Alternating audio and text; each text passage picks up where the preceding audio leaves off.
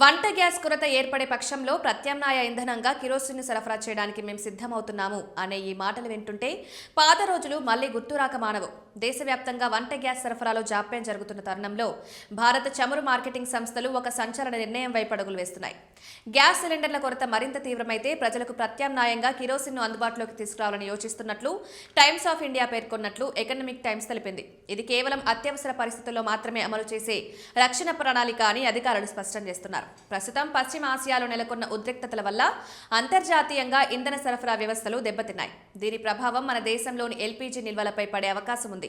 ముఖ్యంగా ఉత్తరప్రదేశ్ వంటి రాష్ట్రాల్లో రాబోయే 10-12 రోజుల్లో గ్యాస్ కొరత ఏర్పడవచ్చని అంచనా వేస్తున్నారు. ఇటువంటి విపత్కర పరిస్థితి ఎదురైతే ప్రజలు ఇబ్బంది పడకుండా ఉండేందుకు కిరోసిన్ పంపిణీని ఒక బ్యాకప్ మార్గంగా ఎంచుకున్నారు. అయితే ఇది శాశ్వత నిర్ణయం కాదని, కేవలం ఒక ముందస్తు జాగ్రత్త మాత్రమేనని తెలుస్తోంది. చమురు సంస్థల విశ్లేషణ ప్రకారం పెట్రోల్, డీజిల్ శుద్ధి చేసే క్రమంలో కిరోసిన్ సహజంగానే ఉత్పత్తి అవుతుంది. ఈ కారణంగా దేశీయ రిఫైనరీలకు కిరోసిన్ సరఫరా చేయడం పెద్ద సమస్య కాదు.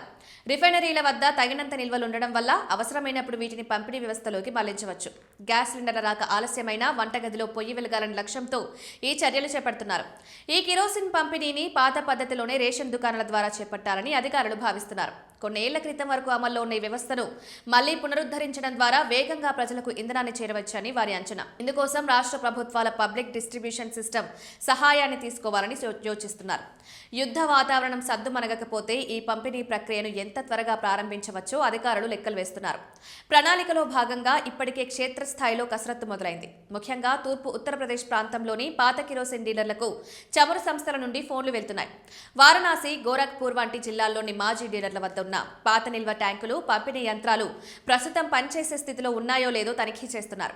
ఒకవేళ అత్యవసర పరిస్థితి వస్తే ఈ వ్యవస్థను ఎంత త్వరగా అందుబాటులోకి తీసుకురావచ్చో పరిశీలిస్తున్నారు. మేము ఒక సర్వే నిర్వహించి మంత్రిత్వ శాఖకు నివేదిక పంపవలసిందిగా ఆదేశాలు వచ్చాయని గోరఖ్పూర్ డివిజన్ ఐఓసీఎల్ అధికారి తెలిపిన వివరాల ప్రకారం ఈ సర్వే నివేదికను నేరుగా కేంద్ర పెట్రోలియం మంత్రిత్వ శాఖకు పంపనున్నారు. పాత పంపిణీ నెట్వర్క్ ఎంతవరకు సిద్ధంగా ఉందో తెలుసుకోవడమే ఈ సర్వే ప్రధాన ఉద్దేశం. గతంలో కిరోసిన్ పక్కన పెట్టినప్పటికీ ప్రస్తుత గడ్డు పరిస్థితుల్లో ఇది ఆపద్ బాంధవిలా ఉపయోగపడుతుందని భావిస్తున్నారు. ప్రస్తుత ప్రభుత్వం కిరోసిన్ మళ్లీ ప్రవేశపెట్టడం అంటే పాత విధానాలకు మలుతున్నామని అర్థం కాదు. పర్యావరణ హితమైన ఎల్పీజీ వాడకాన్ని పెంచాలనే లక్ష్యం అలాగే ఉంటుంది. ఇవి అత్యంత క్లిష్ట పరిస్థితుల కోసం సిద్ధం చేసుకున్న ప్రత్యామ్నాయ ప్రణాళికలు మాత్రమే అని అధికారులు చెబుతున్నారు. ఇది కేవలం అత్యంత దారుణమైన పరిస్థితులు ఎదురైతే వాడే చివరి ఆయుధం మాత్రమే. గృహ వినియోగదారులకు ఎటువంటి ఇబ్బంది కలగకూడదనే ఉద్దేశంతోనే ఈ తనిఖీలు నిర్వహిస్తున్నారు. వినియోగదారులు ఆందోళన చెందాల్సిన అవసరం లేదు. గ్యాస్ సరఫరాను సాధారణ స్థితికి తీసుకురావడమే ప్రభుత్వ ప్రాధాన్యత. ఒకవేళ సరఫరాలో జాప్యం జరిగినా ప్రత్యామ్నాయంగా కిరోసిన్ వంటి ఇంధనాలు అందుబాటులో ఉంటాయని ఈ చర్యలు భరోసా ఇస్తున్నాయి. అంతర్జాతీయ సంక్షోభం ముగిసి సరఫరా గొలుసు మళ్లీ పటిష్టమైతే ఈ బ్యాకప్ ప్లాన్ అవసరం ఉండకపోవచ్చు.